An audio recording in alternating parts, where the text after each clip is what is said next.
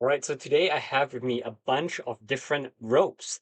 Let's look at each of them, and I'll talk about what makes a good flow rope that you can use for rope flow. So the first set of ropes that we will be looking at are kind of the cheaper ropes. Before I even look at them, first thing I want to say is if you're getting into rope flow and if you just want to try it out, any rope will do. Just start out with any simple rope, get used to the feeling of swinging it. The lighter ropes don't give as good of a feedback or a feel, but it's good enough to get you moving, right? So let's look at these ropes.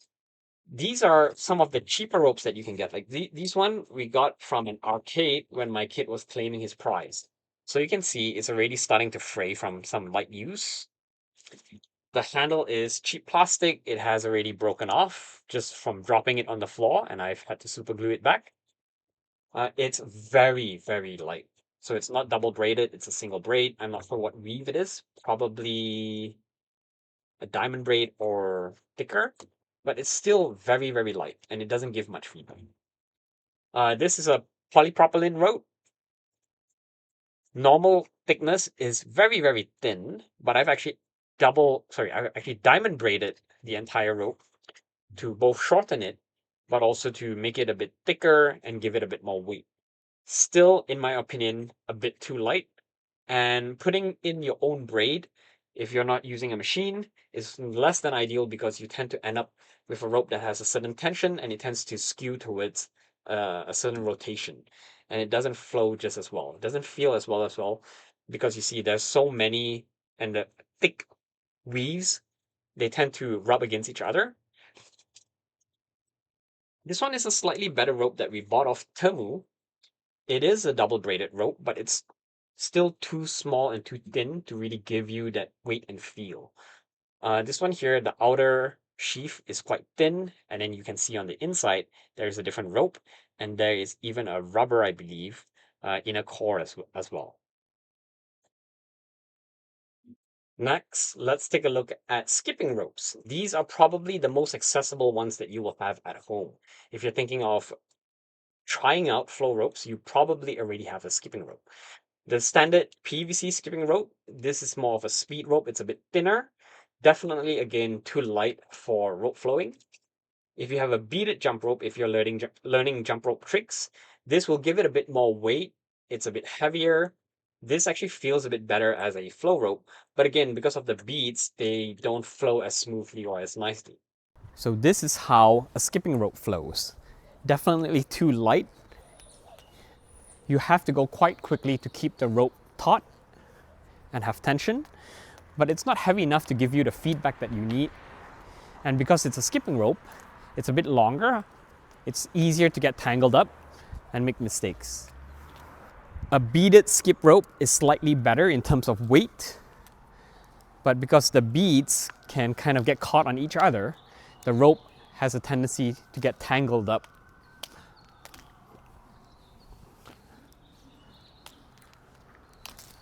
Especially when the rope rubs against each other. Right, so the third category of ropes that we'll be looking at are what we call climbing ropes or rescue ropes. For these type of ropes, they fall into two main categories, either static ropes or dynamic ropes. And roughly the rule of thumb is a static rope is typically stiffer, it doesn't stretch as much, and the dynamic rope will stretch a bit under pressure. So personally, I do find that dynamic ropes make better flow ropes. As you start to get into these kind of climbing and rescue gear, the technical specifications of the rope get quite complicated, so I'll try to keep it as simple as possible. First thing that you'll need to know is sizing of the rope or diameter of the rope. Generally, they start anywhere as low as I'd say about 10 millimeters. That's on the lower end for a good flow rope. All the way can go up to even an inch thick if you're looking for those heavy ropes. But this one over here, I'll quickly show you. Oh, before I jump into that, the second thing to know about it is the rough rule of thumb is the thicker the rope, typically the heavier the rope as well. Makes sense?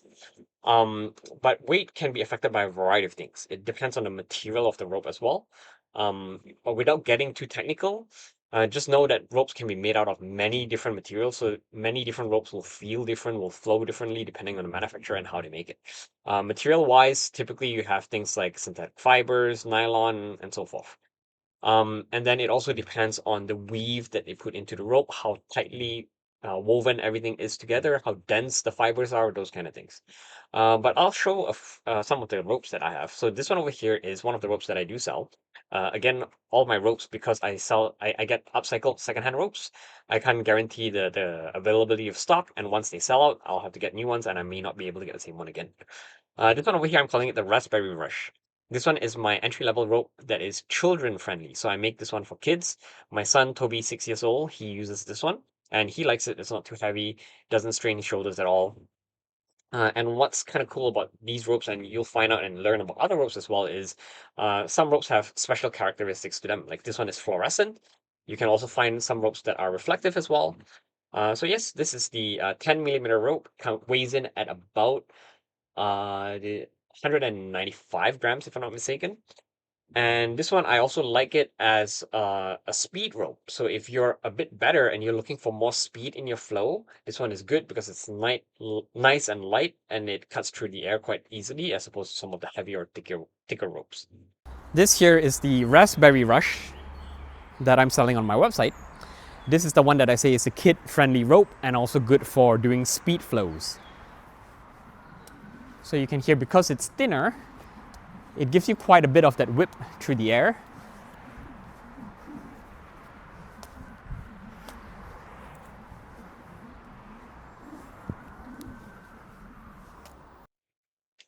The second one that I have over here is the one I call Blueberry Crush. It's also another one that I'm selling on the website. This one over here is about 14 millimeters thick. As you can see, it's medium firm, so wholesome shape. This is currently my personal favorite everyday rope, and I like it because it's a bit firmer. It's not too soft. It holds a bit of shape, so it makes doing tricks a little bit easier, kind of like a beaded jump rope when you're doing skipping rope tricks. This one weighs in at about 275 grams. And when I talk about weight, typically I'm talking about an 8 feet length of rope from the ends of the handle, not including this part, which is what we call the tail, to the other side. So here, handle to handle, 8 feet. So that's the Blueberry Crush. This is the Blueberry Crush, my personal favorite right now. So a bit more weight than the Raspberry Rush. Not too soft, a bit of firmness. So it's great for giving you that shape while you're moving.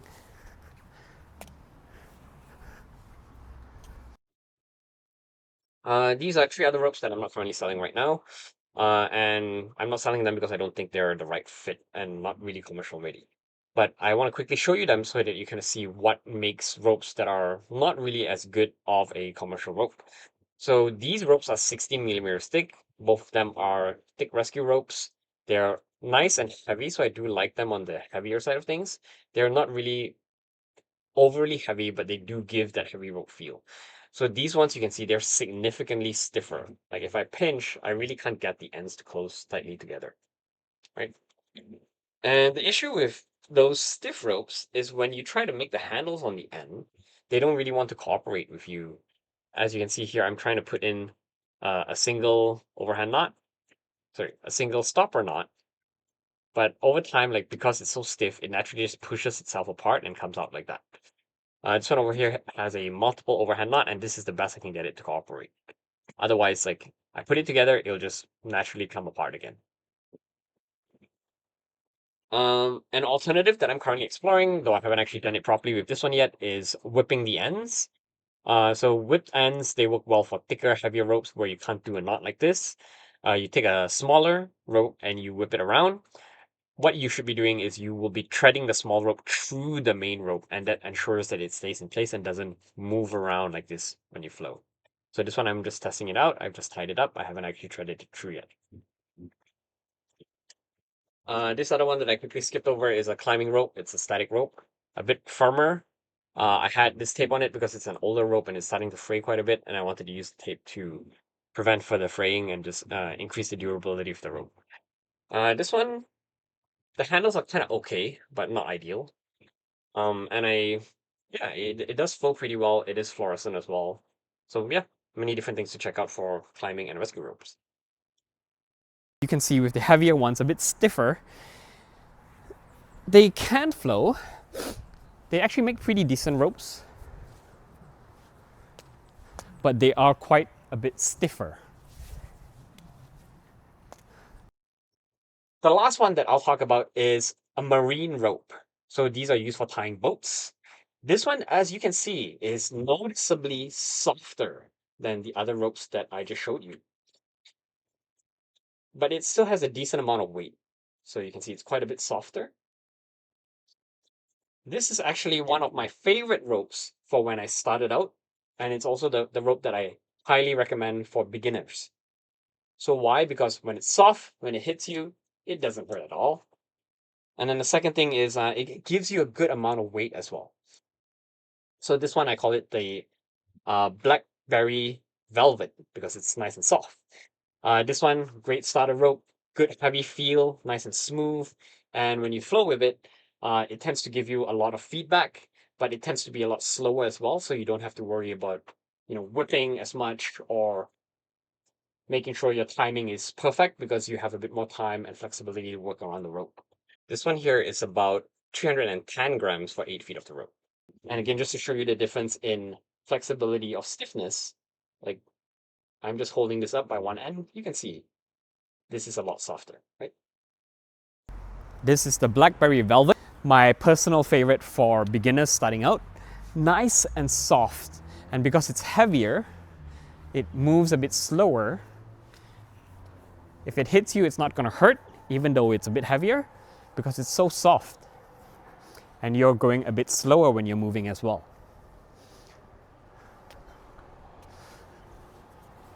Being a black rope, it gives you that nice visual feedback. You can easily see where it is in your periphery vision. And then if you really want to go heavy, this is not a recommended option. There are much better, heavier ropes out there in the market. Do not buy these kind of battle ropes or weighted jump ropes as you'll find them on Amazon or Temu. These ropes are made using cheap quality ropes. As you can see with how it's braided in a single direction, not flexible at all. And with these ropes, they are very stiff. It's really hot, and the heavier ropes, typically you won't be able to do certain movements or tricks with them because the rope is less flexible, and also because of how your hand will rotate in it. You will tend to use more of your wrist, which may end up hurting yourself. And because it's too heavy, you will end up straining yourself and using the wrong posture and overcompensating in the wrong ways as well. So generally, if you're starting out, aim for a rope that is about 12 to 16 millimeters, about 500 grams. That's a good weight for it. If you notice with these handles as well, heavier ropes, because you can't tie a knot in them, they tend to have straight handles, either heat sealed like this, or using a whip end where you tie a rope around the other main rope. So with these kind of ropes, with these kind of handles, it will train your grip strength a bit more because you can't rely on the knot to keep the rope in place. But yeah, I do not recommend buying these ropes. I have not used these much for flowing after I bought them. So can you flow with a battle rope? This battle rope is definitely too heavy and too stiff. I do not recommend using it. What you'll find is even though it's only about, let's say, a kilo, very light, but once you start swinging it around, you get that momentum, and it does become quite hefty. What you'll see is, like when I'm doing the sneak here, I actually have to loosen my grip on my backhand, or else I have to twist my wrist quite a bit, and that risk injury. You'll also notice that it's a bit difficult with this kind of stiff rope, because if you have a tight grip because you're worried the rope might slip out, the rope tends to kink up like that, right? See, it's twisting on itself.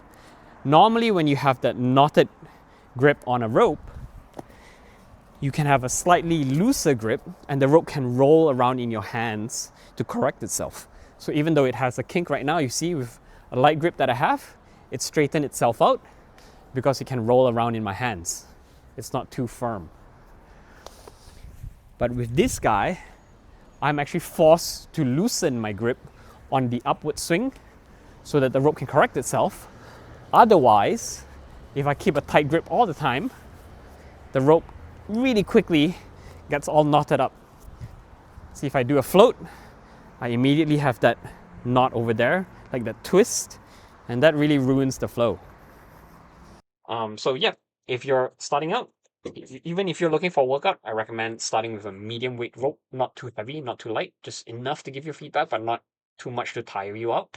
And then you can start to play around with different types of ropes, go lighter if you want more speed, thinner, or if you are looking for more of a workout, heavier, but again, not too stiff, not for something too bulky like that. Gradually up your weight, and then you can try and learn the different feel and the moves depending on the type of rope that you're using as well. So where can you buy a good flow rope? Depends on where you're located. If you're in the States, the number one recommended vendor is Slush Ropes. The lady who runs it does a really good job researching and learning the ropes. Their ropes are top tier quality, really nice looking, really premium, but also a bit expensive. If you're based here in Canada, you can check out ropeflow.ca. The guy who makes it is based out in Ontario. If you are in Europe, you might want to check out Team Shift from Way of the Rope, Octomoves, or RF1 Roto Fitness. All of them sell different type of flow ropes. And if you're in Australia, you can check out Winding Ropes. I also do sell ropes, and my ropes are made out of upcycled ropes. What are upcycled or retired ropes? I get my ropes typically from the local fire department or search and rescue team. So if you're looking to get cheap, affordable ropes, you can go ahead and check out those sources yourself. Typically, these ropes are in fairly good condition, but they're retired for a variety of reasons. Number one being rescue ropes in Canada, if they have been on the shelf for at least 5 years, even if they have not seen any use at all and they're pretty much brand new, they have to be retired. Other reasons for retiring a rope could include if it was used in a rescue, it was under high tension, you don't know what's happened to the inside of the rope.